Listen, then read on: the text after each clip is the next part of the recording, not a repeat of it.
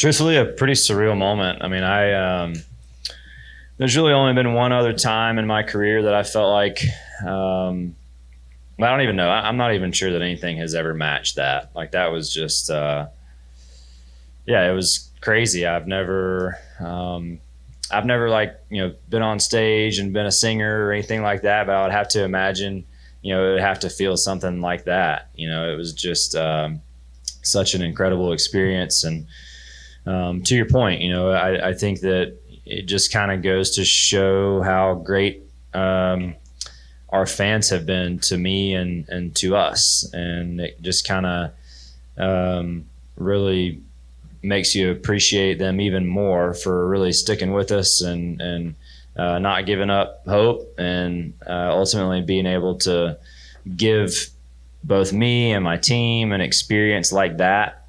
because of their determination and unwillingness to quit on us is really cool. So just, grateful to have experienced that. Something I remember for the rest of my life. Winning at home was incredible the first time, and they feel different, but this one Saturday night under the lights, been a while since we won. Getting ourselves a win and advancing up on the playoff thing, and just all the things that have come with this. That was that one was up there for sure, and grateful to have experienced it.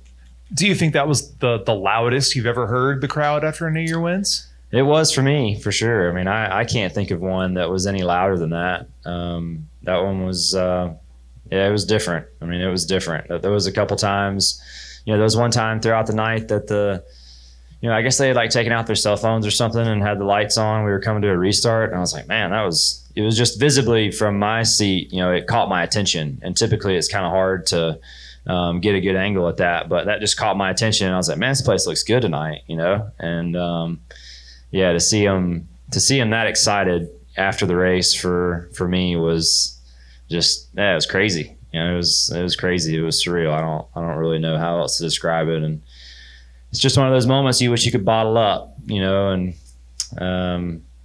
get it out every now and again and live it, relive it. But I try to box it up the best I can and make sure I never forget it.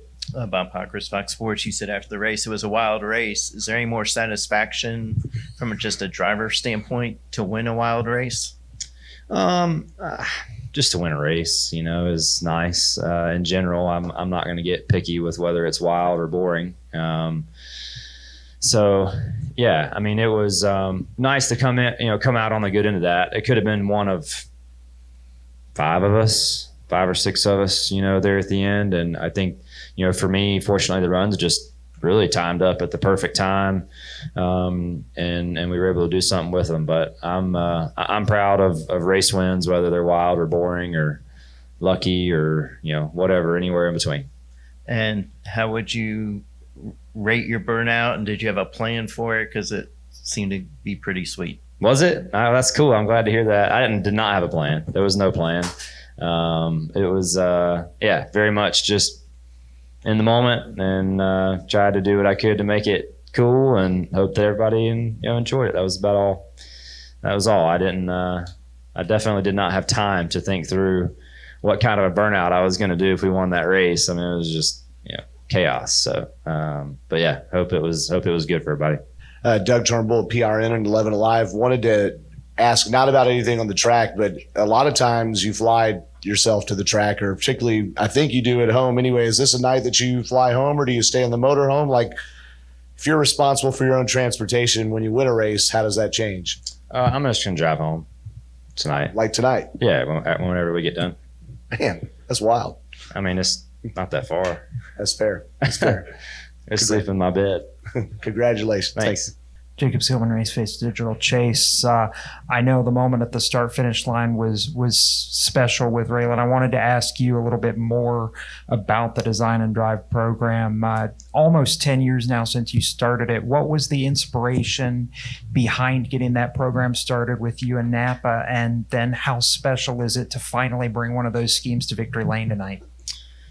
Yeah, the whole thing has been incredible. We had an event this week it was the 9th year of Design to Drive, and we felt like there's been a lot of influential people that have made that foundational effort what it has become today. I think it far outgrew our expectations of what we thought it would ever be. That's large in part to Napa for them. They literally pay for a race and say, here, you just take this and do whatever you want with it. How often do you see that? Never, right? So I think that's pretty special. And, we just thought it was time to get everyone together and just say thanks, the other night. And we did. And that included partners, that included relationships that have been built through the program. My mom deserves a lot of credit for my foundation in general, and kind of getting that going and some of her relationships with Choa, and, really just kind of to get the ball rolling. And since then it has become very much a team effort, and to grow in this to be what it is. It started off as a shoe program that we auctioned off. All 4 Hendrick drivers wore them, and then Napa got involved. And when they got involved, that really allowed us to take the whole designing process to another level and really get a lot more engagement in it and through it. So, just incredible. Raylan and her family were, just amazing people, and I'm always inspired by those stories and the things that you hear her say, and the things that motivate her, I think, are things that should be contagious to all of us, and lessons that can be taken in anyone's life. So grateful to have her here. I told her this is not normal, so make sure you enjoy this, and as much as she could, because those types of moments and just all the stars aligning, that stuff doesn't happen every day, and I recognize that, and I try to cherish that stuff because it's just hard to come by. What kind of impact do moments like that have on you as a person, getting to work with kids like those at Children's of Atlanta? I mean, are those the kind of moments that just let you step back and give you that perspective of how many other things are bigger than the sport? Yeah, I think there's a lot of things bigger than the sport, and that's certainly a great reminder. Being one of them. But like I said, those so many of those kids have had just extremely tough roads, and and it's no fault of their own, right? And it's important to recognize too, it's not just the individual, it's the entire family, right? And Raylan brought her brother out, and she was just excited to have him out here, because she said that he's missed so many things because of me, that I want him to go and have fun, right? So I think that those types of moments are just important to recognize the type of attitude that it takes to endure those journeys as a family unit and to not break apart. Just a lot of good lessons and all that stuff, and grateful to have witnessed it, and to to have lived tonight with them, and hopefully give them a day that they'll never forget. Chase, congratulations on the win. I know there was a debate towards the end of the first stage whether to pit or not or stay out. When you look up and saw the chaos and melee in the back view mirror, did that kind of reassure you all made the right decision? Hindsight's always 20/20, right? Like, of course, yeah, you very well could have been caught up in that crash, but the crash doesn't happen, and maybe the calls that ended up pitting those guys work out. So I don't. And your mom had a special 4-legged friend in victory lane for you. How cool was to have your dog here in victory lane? Yeah, it was awesome. That was his first win, so he got to experience a dub here in Atlanta. So that was pretty cool. He's a great dog. I don't take him a ton. Obviously it's kind of hard to travel with a big Doberman, but he's been a good pup, and really cool to have him in victory lane, and have some pictures with him there. Jordan Bianchi, the Athletic, you kind of touched on it a little bit, but amid this winless streak, right? Do you kind of find yourself appreciating the wins more often because you realize, they don't always come in bunches like they sometimes do? Yeah, I think there's definitely been lessons, throughout that certainly have made me enjoy them. But truthfully, I was already to a point, even before Texas or the road to that, or even the road to tonight, that I think I knew that to a pretty large degree, and truthfully, I think the road to one was long enough and there had been enough close calls and enough just gut-wrenching losses in all those second places that led to Watkins Glen that fortunately I think that I got a pretty good taste of that, or unfortunately, however you want to look at it, but I got a pretty good taste of it early on. So that I don't think that has necessarily bothered me. I just I just want to be competitive, and it's like I've told you guys before. I think that for me, satisfaction and showing up on a weekend is, were we relevant or were we in contention? Did we actually have a shot? Were we up there with pace and doing the right things? Because I believe that in this sport, if you're doing all those right things, A, that's something to be proud of. And B, if you're doing them regularly, you're going to get your turn. And, I thought tonight was a great example of that. Truthfully, the past 3 or 4 weeks have been a good example of that. We've had some good runs. We've put together some great races, had some good finishes, and just had ourselves in the hunt tonight, and the cards fell our way. And, that's the goal every week, is just to keep yourself in the hunt, be right there in the mix. And certainly if things work out, I'll always cherish and enjoy them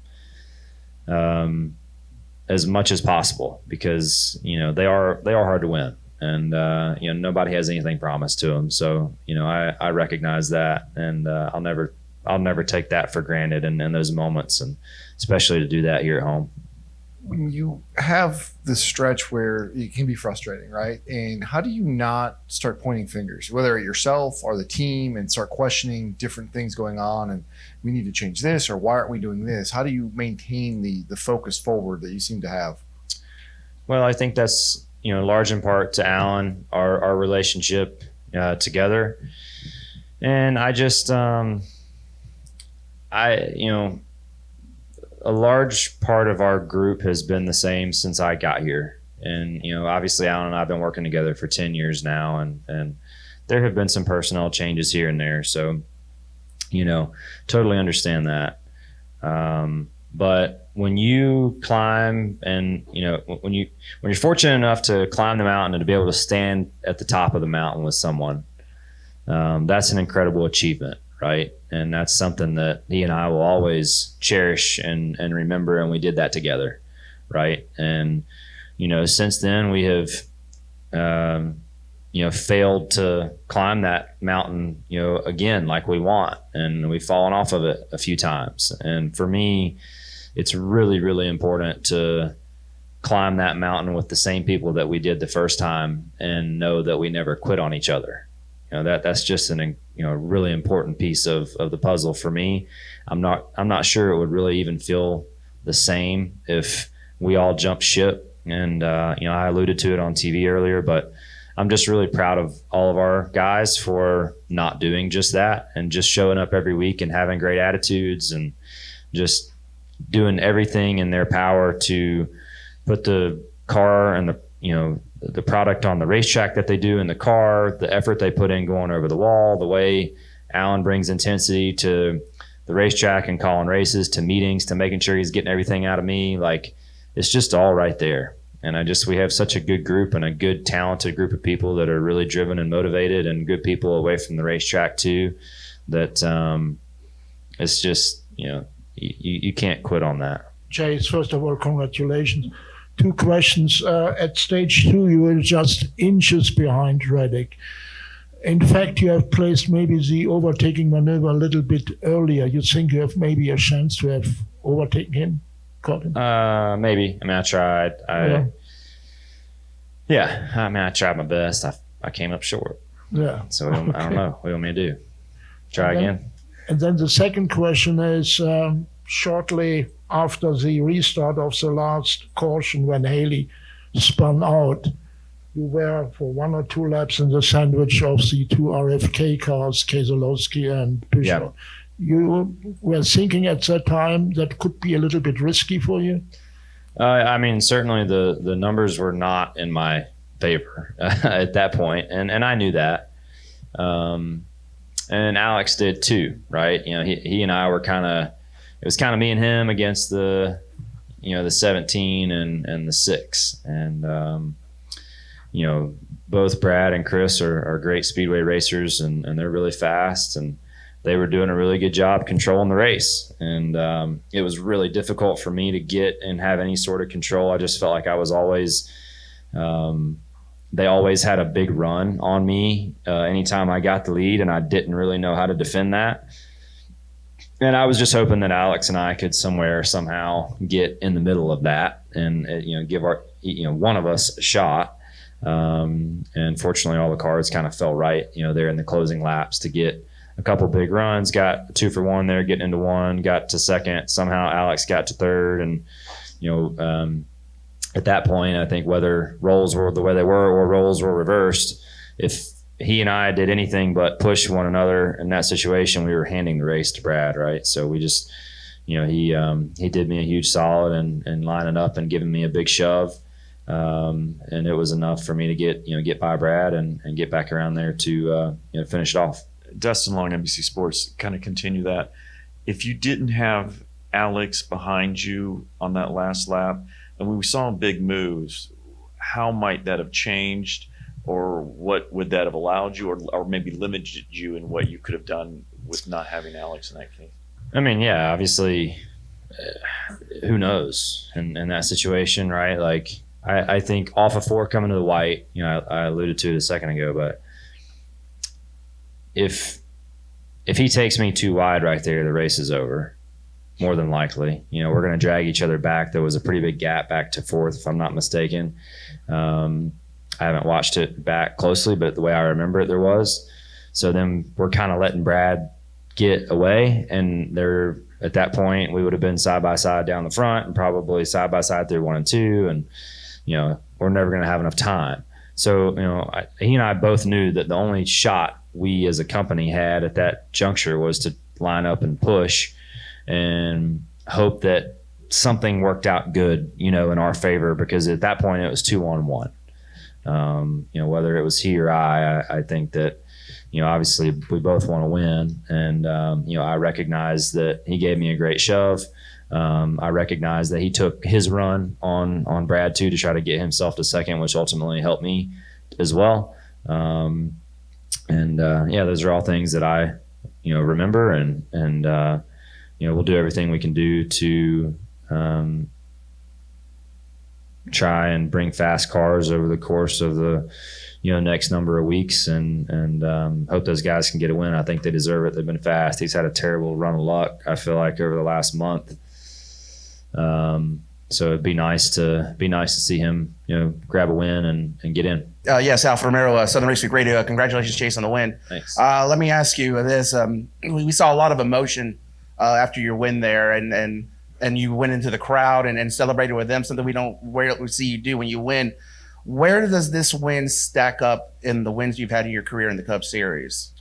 Yeah, it's up there for sure. I mean, just the whole thing. I mean, I talked about it a little bit, but just it's always such a whirlwind. Like, from the time the race ends to the time I get in here, like, I haven't just had a minute.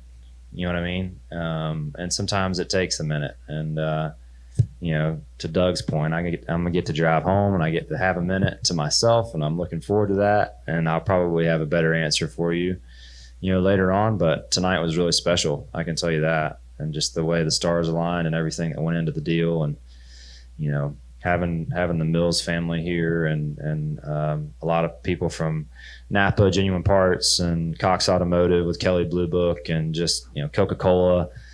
Fortunate to have a lot of Atlanta-based partners, and it's not just home for me; it's kind of home for the entire car, and that's kind of a rare thing to share with your sponsors. But it's just a special deal. So I had my mom here tonight. That was really cool. Just a lot of stuff, and I haven't even thought about all of it. So as I reflect, I'll probably give you a better answer, but it's pretty special. John Newby, Savage Ventures. So first off, inspection is clear and you're good. Oh, that's good. So I've been on the other end of that. So and then my actual question was, according to the broadcast, you were one of only 4 drivers who was not involved in some sort of incident.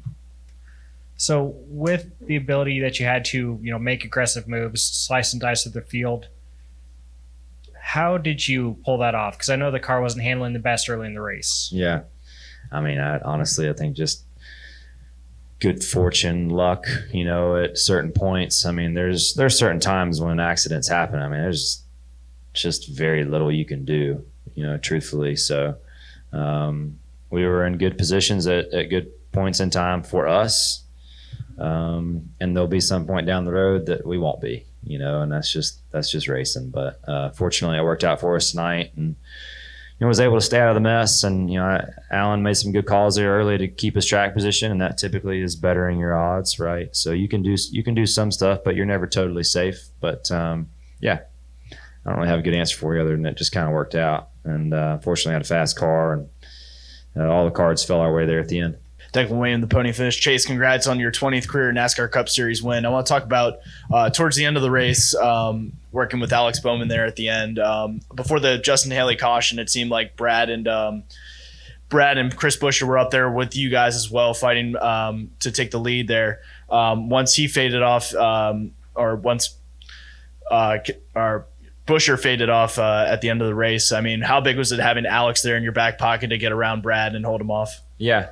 I mean, we talked about it a little bit a minute ago, but he was a great teammate in that moment for sure. And like I said, I think we're coming off 4 to the white, and if he takes me too wide, we are all but just saying, here, Brad, you can win. Which if the roles are reversed, I guarantee you, that wouldn't have been the case other way around, right? So at that point in time, it's our job to, as a company, to try and get Hendrick Motorsports a win, at that point in time. And, whether it was he or I or, however that transpired, right? And naturally, and it did just that. He had a run, and, he gave me a huge shove like we saw all night. I was able to do something with it, and, fortunately, it was enough to hold on. Yeah, next 2 races we got, obviously, back-to-back road courses, and then, obviously, last road course race where you're at, 3rd place finish. I mean, what kind of momentum are you rolling off of Mexico City to go into the next 2 road course races? Especially we're going to the Midwest, and then we're going to go out west. Yeah, I'm excited. I mean, I'm really just kind of really proud of the last 4 weeks. Honestly, we had a really fast car at Michigan. I thought we were really respectable up there. Good in Mexico. Thought we were also really respectable up at Pocono. We weren't as good as the 11 or 12. I certainly understand that, but I thought we were right there in the hunt.